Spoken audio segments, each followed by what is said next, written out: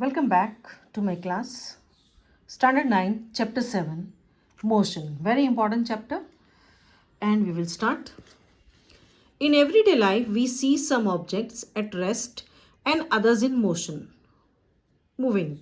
Birds fly, fish swim, blood flows through veins and arteries, and cars move.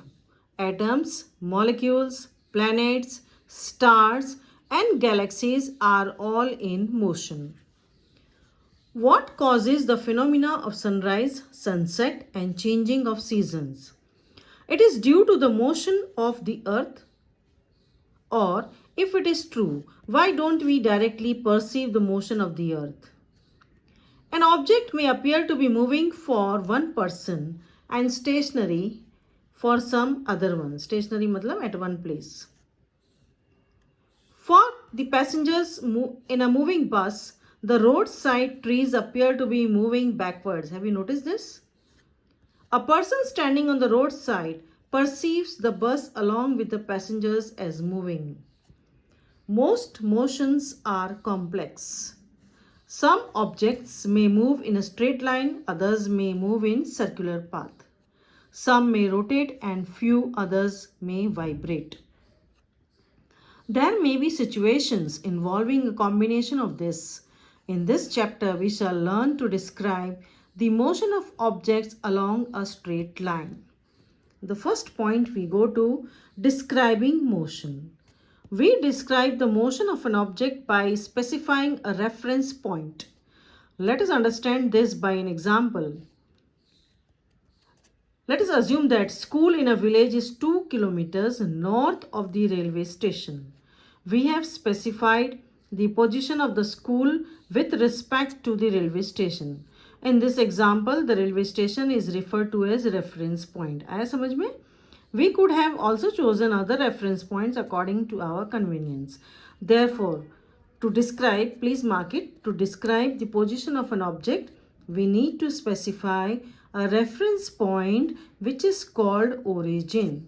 So what is origin? Origin is a reference point. Now the next point is motion along a straight line. The simplest type of motion is the motion along a straight line. We shall first learn to describe this by an example.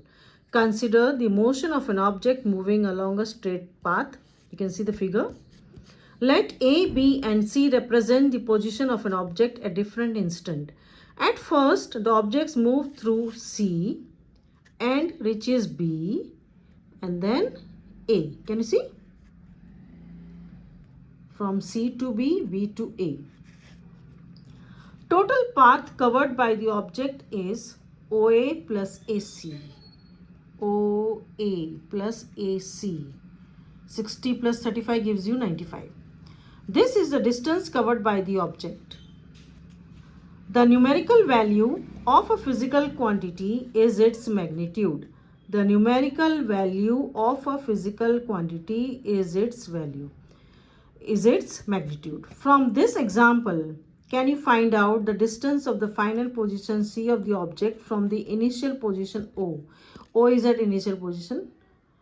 O to C through A. Okay. Mark this. The shortest distance measured from the initial to the final position of an object is called its displacement. Please mark it. Okay.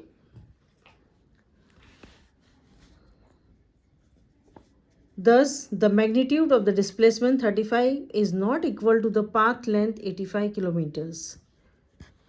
OA plus AO is 60 plus 60 is 120. If we consider the object to travel back to O, the final position coincides with the initial position. Please mark it. Therefore, the displacement is 0. The two different physical quantities are distance and displacement, which are used to describe the overall motion of an object and to locate its final position with reference to its initial position at a given time. Various activities are given, so please read them. Activity 7.3 and activity 7.4. Now we go to the next page. Uniform motion and non-uniform. Consider an object moving along a straight line. Let it travel 5 meter in the first second, 5 meter more in the second, 5 meter in the, please note down the time, 5 meter in the fourth second. In this case, the object covers 5 meter in each second. As the object covers equal distance, please mark it, in equal intervals of time, it is said to be in uniform motion. Object covers equal distance in equal intervals of time, then it is said to be uniform motion. The time interval in this motion should be small. For example, when a car is moving on a crowded street or a person is jogging in a park, there are some instances of non-uniform motion. Now you can see the data. Table 7.1. Time is mentioned. Distance traveled by object A. You can see the difference is same. Here the difference is unequal. Uniform motion and non-uniform motion. Or okay. Now measuring the rate of motion. Different objects may take different amount of times to cover a given distance. Some of them move fast and some move slowly. The rate at which objects move can be different. Also, different objects can move at the same rate. One of the ways of measuring the rate of motion of an object is to find out the distance traveled by the object in unit time. This quantity is referred to as speed. What is speed? Distance traveled by an object in unit time. The standard unit of speed is meter per second. This is represented by symbol ms raised to minus 1 or m by s. The other units of speed include centimeter per second. You can see. Now we come to the average speed. What is average speed? Total distance traveled by total time taken.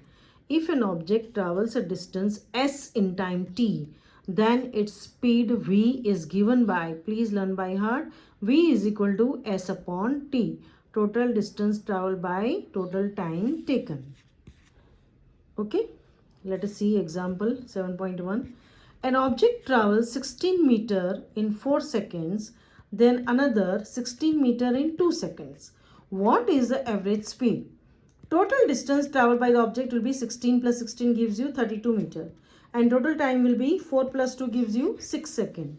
So we find out average speed, put on the formula, total distance traveled by time taken. So 32 upon 6 gives you 5.33 meter per second. Sum aa gaya samajh mein? Now speed with direction. The rate of motion of an object can be more comprehensive if we specify its direction of motion along with its speed. Mark it. The quantity that specifies both these aspects is called velocity. Velocity is the speed of an object, can be uniform or variable. So the velocity of an object can be uniform or variable. Velocity is the speed of an object moving in definite direction, same direction. It can be changed by changing the object's speed, direction of motion, or both. When an object is moving along a straight line at a variable speed, we can express the magnitude of its rate of motion in terms of average velocity. So what is average velocity? Initial velocity plus final velocity divided by 2. The symbol used are u plus v upon 2. VAV is the average velocity, u is the initial, v is the final. Speed and velocity have same units, that is meter per second. Okay, now next part we will see in the other video.